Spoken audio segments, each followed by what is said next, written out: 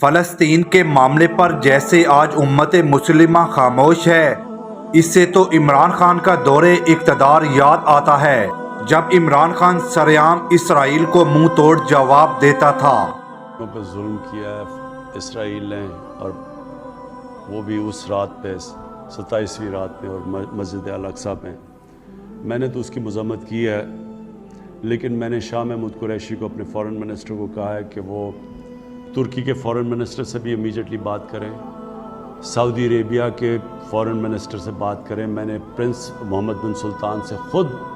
ہم نے جو باتیں کی، ہم اسرائیل کو کبھی تسلیم نہیں کر سکتے جب تک فلسطینیوں کو ان کا حق نہیں ملتا، ان کو ایک جسٹ سیٹلمنٹ نہیں ہوتی، جو ٹو نیشن تھیوری تھی پیلسٹینین کی، کہ ان کو پورا ایک ان کی اسٹیٹ ملے جو کہ پیلسٹینین فیصلہ کریں، ٹھیک ہے۔ جب تک وہ نہیں ہوتا، اگر ہم وہ تسلیم کر لیتے ہیں تو ہمیں پھر کشمیر کا بھی، ہمیں ایگزیکٹلی سچویشن کشمیر کا ہے تو ہمیں وہ بھی گیو اپ کرنا چاہنا چاہیے۔ تو اس لیے پاکستان نہیں تسلیم کر سکتا اسرائیل کو۔ دوسری طرف کمپنی نے روس اور یوکرائن کے معاملے پر روس کی مذمت تو کی تھی، لیکن آج جب فلسطین کے ساتھ کھڑے ہونے کا وقت آیا تو کمپنی نے خود کو نیوٹرل کر لیا۔ اس ٹویٹ کو دیکھنے کے بعد آج عمران خان پر یقین مزید پختہ ہو گیا ہے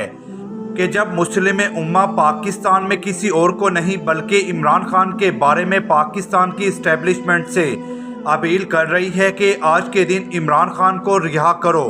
کیونکہ عمران خان کی آواز مضبوط ہے امت مسلمہ اور فلسطین کے مظلوم عوام کے لیے۔ کیا کبھی کسی رہنما کے بارے میں ایسا ٹویٹ یا بیان سامنے آیا ہے؟ بے شک اللہ الحق ہے۔